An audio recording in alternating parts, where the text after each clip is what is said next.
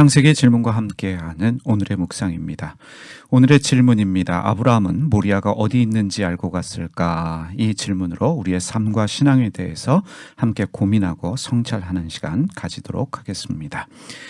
창세기 22장 1절과 2절 말씀을 세 번역으로 읽겠습니다. 이런 일이 있은 지 얼마 뒤에 하나님이 아브라함을 시험해 보시려고 그를 부르셨다. 아브라함아 하고 부르시니 아브라함은 예 여기에 있습니다 하고 대답하였다. 하나님이 말씀하셨다. 너의 아들 네가 사랑하는 외아들 이삭을 데리고 모리아 땅으로 가거라. 내가 너에게 일러주는 산에서 그를 번제물로 바쳐라. 하나님께서 아브라함을 시험하시기 위해 부르셨습니다. 그러나 하나님은 아무나 아무 때 시험하지 않으신다는 사실을 우리가 알아야 합니다.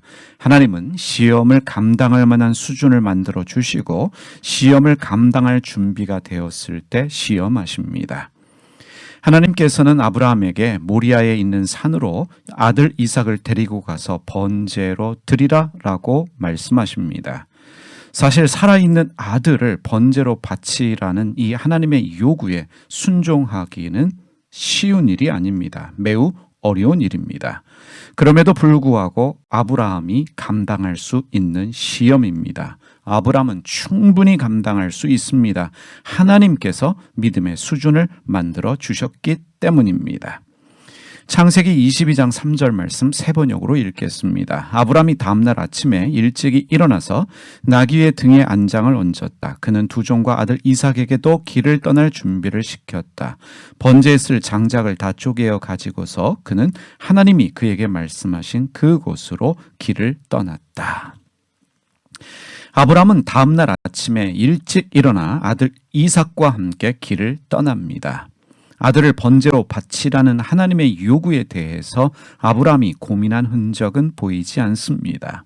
여기서 재미있는 질문 한번 해보겠습니다. 아브라함은 아들 이삭을 바치라고 말씀하신 그 하나님의 요구를 아내인 사라와 상의했을까요? 사라도 이 일에 동의했을까? 이러한 질문을 해보게 됩니다.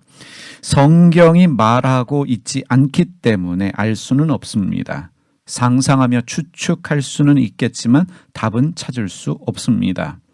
성경이 말하고자 하는 것은 아브라함이 하나님의 요구에 즉각적으로 순종할 수 있는 믿음의 수준을 가진 사람이 되었다는 사실입니다.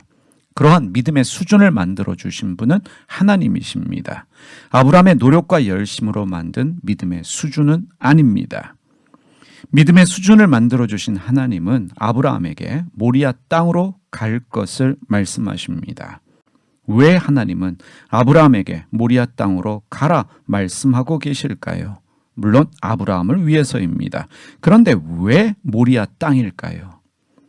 또 이런 질문도 해보겠습니다. 아브라함은 모리아 땅이 어디 있는지 알고 떠났을까?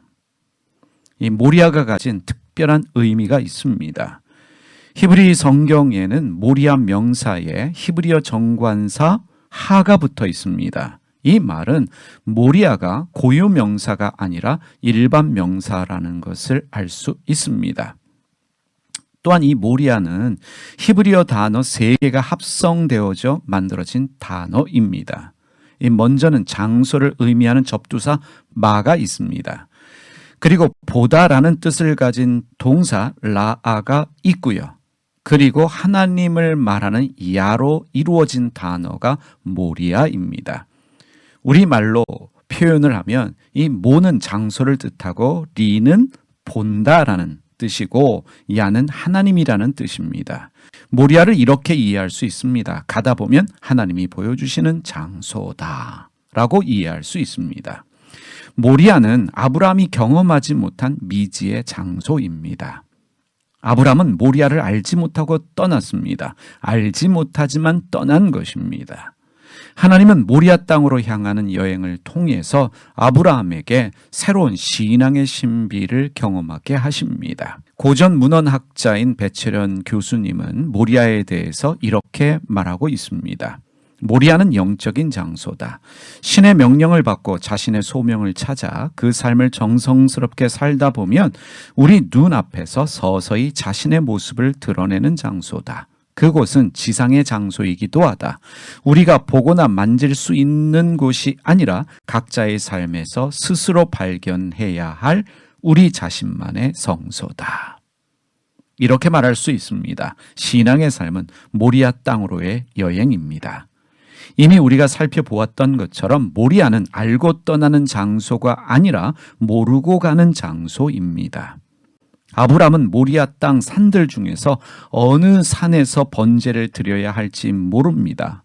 그러나 모르지만 가다 보면 하나님이 어느 산인지를 말씀해 주실 것입니다. 가다 보면 하나님이 보여주시고 가다 보면 하나님이 말씀해 주십니다. 이것이 신앙의 삶입니다. 아브람을 모리아 땅으로 초청하신 하나님은 우리를 매일 신앙의 신비 가운데로 부르고 계십니다. 우리는 내일 일을 알지 못하고 살아가고 있습니다. 매일의 삶이 나침판과 지도 없는 여행이다라고 말할 수 있습니다. 그러나 어디로 가는지 어떻게 가는지 알 수 없지만 가다 보면 하나님이 보여주시고 가다 보면 하나님이 깨닫게 하시고 가다 보면 하나님이 말씀하셔서 있어야 할 곳에 있게 하십니다. 이것이 신앙의 신비입니다. 오늘 하루의 삶 가운데도 이 신앙의 신비 가운데 하나님을 경험하는 여러분 모두가 되시기를 주님의 이름으로 축복합니다. 기도하겠습니다. 살아계신 하나님 아버지, 매일 우리의 삶을 모리아 땅으로 인도하시는 하나님을 찬양합니다. 우리는 알지 못하지만 주님이 알게 하시고 우리는 깨닫지 못하지만 주님이 깨닫게 하시고 우리는 어디 있어야 될지 알지 못하지만 주님이 알게 하시는 이 신비 가운데 우리를 불러주셔서 감사드립니다.